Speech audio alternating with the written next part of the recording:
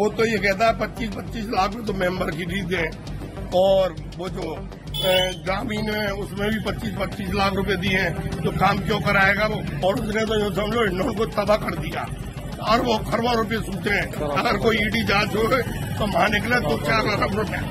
आज 4.5 वर्ष बाद अगर अपन आकलन करें वर्तमान विधायक का, तो पूरी की पूरी सरकार उनके घर पर बैठी है।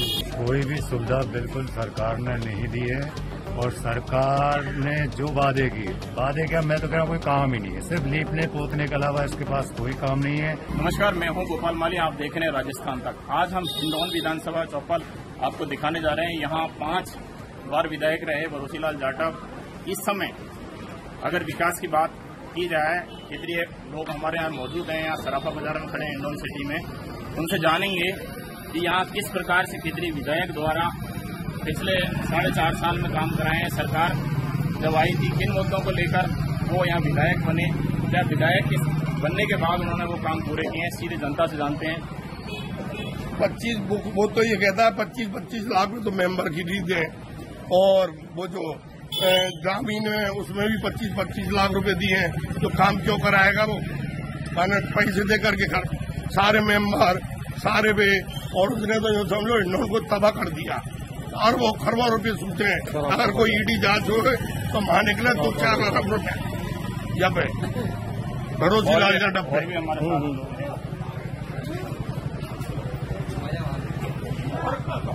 4.5 साल पहले जब ये सरकार आई थी,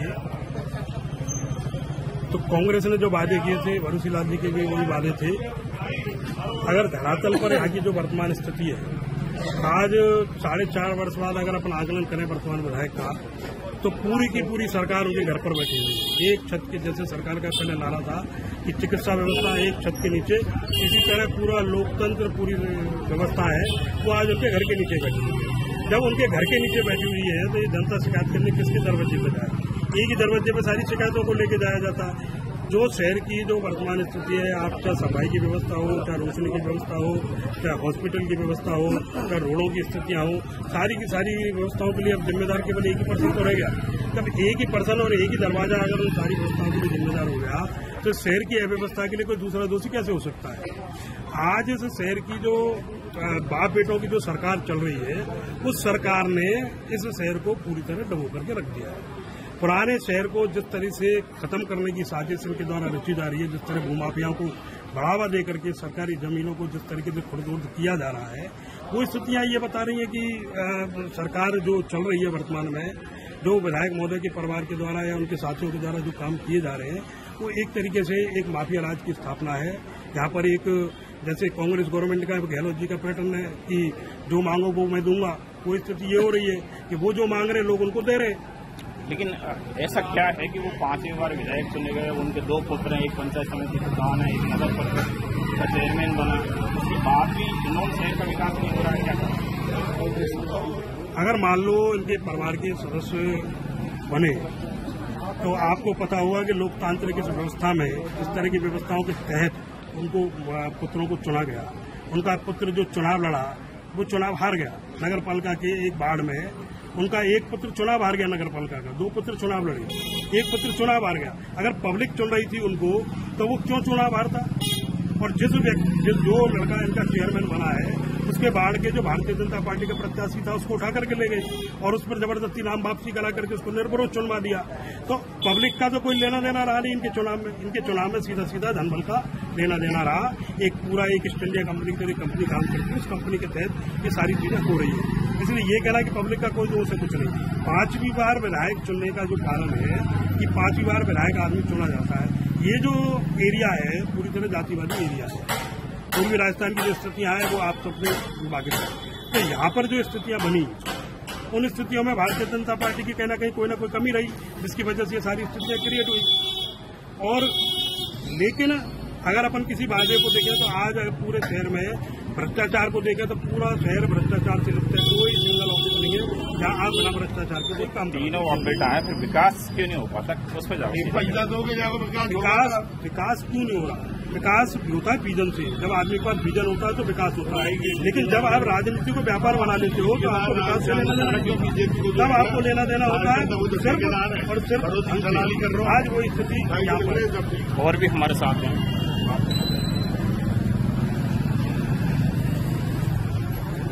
क्या मुद्दे हैं लेकर वरोसी चुनाव जी? 4 साल से उन्होंने कोई भी काम नहीं किया है।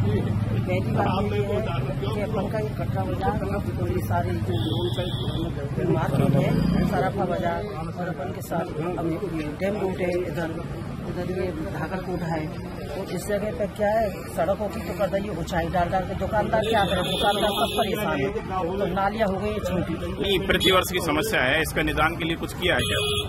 अभी तो कुछ किया है। नाले का जो निदान बोला था इन्होंने, वो नाला का पूरा नहीं कर रहा। नाले का पटाव ऊंचा हो गया है, नाले का पटाव ऊंचा हो गया है, तो पानी जाएगा नालियों से, तो वो कैसे जाएगा? वो पानी इसी मार्केट में भरा रहता है।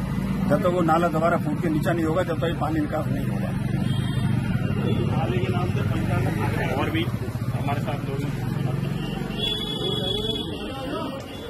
क्या आने वाले 6 महीने बाद चुनाव होने हैं, क्या मुद्दे रहेंगे? नए विधायक किस प्रकार से चुनाव? यहाँ का सबसे बड़ा मुद्दा है पेयजल।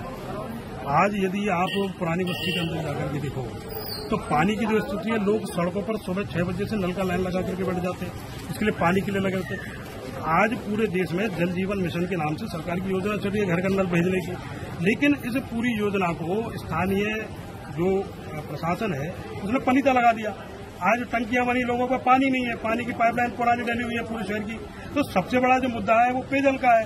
और दूसरा जो सबसे बड़ा मुद्दा है कि इस पुराने शहर के अंदर जिस तरीके से इस नाले की डीपीआर कांग्रेस गवर्नमेंट ने बनाई और इस कांग्रेस गवर्नमेंट ने इसका निर्माण कराया, और उस निर्माण कराने के बाद ये शहर पूरा डूब के कगार पर आ गया। इसका कोई समाधान इनके पास नहीं है। जाल खोले हुए हैं, अगर कोई आज डेड बॉडी को इसके अंदर को डाल करके चला जाए तो मैं नहीं समझता कि कोई ढूंढ करके बता सकता इसके अंदर डेड बॉडी है, उसके ऊपर एक मरा हुआ जानवर डाल जाओ, जरूरत ही नहीं पड़ेगी कभी किसी को ढूंढने की। सरकार ने 4.5 साल में हिंडौन सिटी के लिए ऐसी क्या क्या सुविधाएं दी हैं? कोई भी सुविधा बिल्कुल सरकार ने नहीं दी है। और सरकार ने जो वादे क्या, मैं तो कह रहा हूँ कोई काम ही नहीं है, सिर्फ लीपने पोतने के अलावा इसके पास कोई काम नहीं है। और अगर आप कहीं फरियाद लेके भी जाओगे तो आपकी फरियाद सुनने वाला कोई ऑफिस में घुसने देने वाला नहीं है। और वो पट्टे में नहीं, मतलब पट्टे या कोई भी काम के लिए आप जाओगे, थर्ड पर्सन से मिलके आपको ही उन तक पहुंचना होगा। बाकी यहाँ विकास के नाम पे सिर्फ जहाँ जिनके बनानी है, जहाँ मुख्य जरूरत है वहाँ सड़क है, सड़क की जरूरत नहीं है, सड़क नहीं बनाई है। पानी है, पानी इतना पैसा खर्च, 1 अरब पैसा खर्च होने के बाद आदमी प्यासा है। आज ही 5 मिनट न लाते हैं, क्या विकास की? नाला नासूर होकर बना हुआ है, तालाब पूरा खत्म हो ही गया, छोड़ा क्या है? आने वाले 6 महीने बाद चुनाव है, किस प्रकार के मुद्दे लेकर जाओगे नया विधायक चुनने के लिए? नया विधायक चुनने के जो हिंडौन के हित में, अरे कम से कम ज्यादा नहीं तो 75% तो सोचे, पर ये लोग तो 100% अपने ही हित में सोचते हैं, तो वो हिंडौन के लिए क्या करेंगे? तो हमारी कामना तो ये है कि ऐसा कोई कैंडिडेट आए जो कम से कम 50-75% हिंडौन के लिए सोचे, इस पब्लिक के लिए तो सोचे जो आपको वोट देती है। बहुत ही किस प्रकार से विधायक के कार्यकाल को देखते हो और आने वाले समय में किन मुद्दों को लेकर नया विधायक? एक है देखिए, मैं निवेदन करूँ कि आज तुम नगर परिषद जाओ, नगर परिषद कोई लोग कहते हैं आदमी नहीं होगा, साइकिल को आदमी नहीं, तालाब में पटक रहे और कद्दू तालाब में पटक रहे। क्या है, लाइट के लेके जाओ, लाइट लेके जाओ, लाइट है नहीं। और ये नगर परिषद जो है ना, तो कर्मचारी ये थे हिंडौन सिटी के सराफा बाजार में लोगों का मत है कि क्षेत्रीय विधायक द्वारा जो काम कराए हैं वो असंतुष्ट हैं। लोग चाहते हैं कि ऐसा विधायक बने जो क्षेत्र की समस्याओं का निदान कर सके। यहाँ की प्रमुख समस्या है कटरा बाजार। यहाँ जितने भी ये बाजार हैं, बरसात के मौसम में 10 मिनट भी अगर बरसात हो जाती है तो घुटने तक पानी भर जाता है, दुकानों में पानी भर जाता है। ये हिंडौन की मुख्य समस्या है जिसका ये निदान चाहते हैं। गोपाल माली, राजस्थान तक, हिंडौन सिटी, करौली।